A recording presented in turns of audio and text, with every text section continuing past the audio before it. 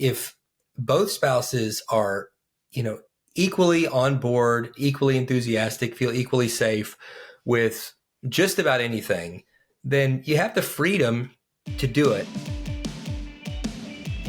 We're continuing in our New Year's series on sex, challenging you to listen to one short episode every day for the first 2 weeks of the new year. And I hope that these episodes are leading to some really meaningful conversations with you and your spouse. Today's topic, which is, what's off limits in the bedroom? As Christian married people, we have a ton of freedom. God's given us a bunch of freedom, but there are clearly some things that are just out of bounds. And we want to just talk specifically about what those things are. Yeah. Marriage was God's idea, right? It goes back to the very first married couple, Adam and Eve, in the garden. In Genesis, it says he created the two of them, and the two of them were naked and unashamed. And we know that they were the first family, and we know that God, created sex for marriage, specifically for one husband, one wife within the context of marriage. And so first and foremost, what's off limits is that we don't bring other people into our bedroom. Yep. So what's off limits? Polyamory. That's off limits. We don't have a sister wife. We don't have Even a though you do watch brother that show. husband. You never hear about brother husbands. Oh gosh. It's all creepy. It is. And Dave's like, why do you watch these shows like about sister wife? I've only watched that one. I think there's one called Seeking Sister Wife that came out after Sister Wives. But there was some like HBO show you were watching that was like a fictional version. And I couldn't watch it. I was like, I didn't like it. So I just, I think the Sister Wives, I haven't watched all the episodes, but I told Dave, I said, I love documentaries and reality TV when it's something that I know nothing about that is so different from my life. Like even these cults, I'll watch like cult documentaries where I'm like, this is so weird. Like what happened, and I'm interested in the psychology side of it. Like why do people, these otherwise normal, everyday people falling into these relationships and things? I get that part of, because I do believe that any of us can fall for counterfeits and things that are not of God and convince ourselves, well, no, this is okay. And so like, I'm bringing up the whole polyamory thing and open marriage. We call it all kinds of things, right?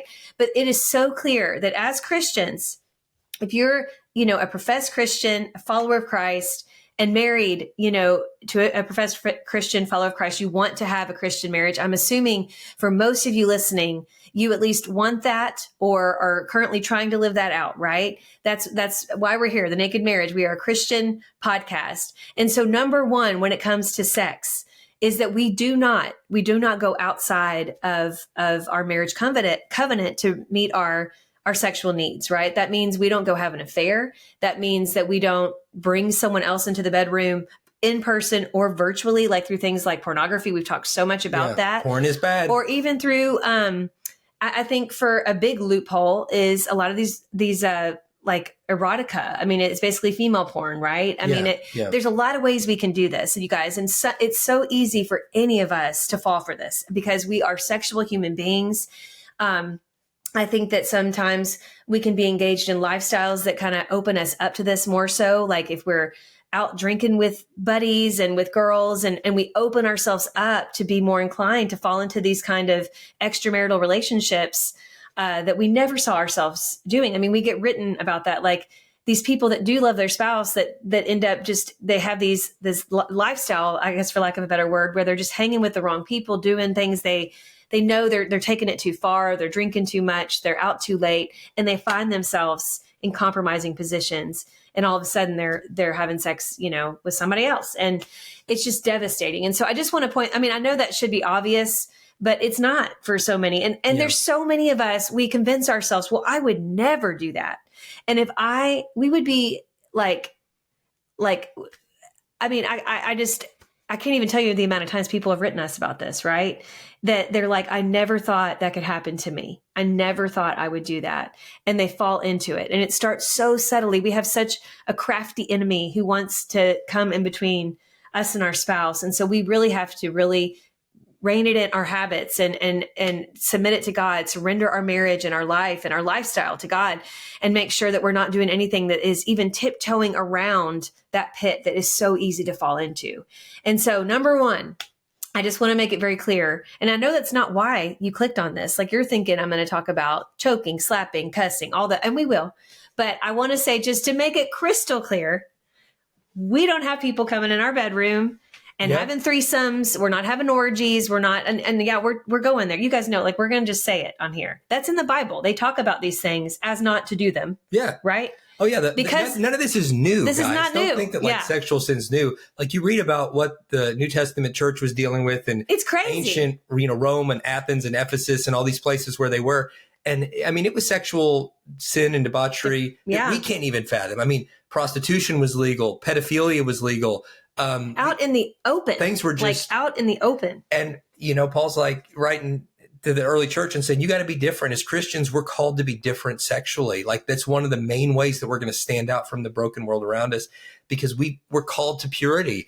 And in the marriage bed, we have a ton of freedom. I mean, Christian married people should be having the best sex on the planet because we're the only ones doing it truly God's way. But we've got to break apart from what the world says is okay. We can't get our sexual education from porn or from erotica or from Game of Thrones or from whatever's on Netflix right now. Like we've got to say, God, what's your plan for sex and what's off limits? Because we're already kind of at our time for this episode. The main thing, like as Ashley just said, it's just the two of you. Yeah. Virtually or physically, nobody else. Once, like sex robots and all that, like that's the next tech. And that's going to be the thing. People bringing that in. Well, it's not even cheating. That's not a person. They'll be like, that's not a person. But we're saying virtual. It's a sex, just a toy.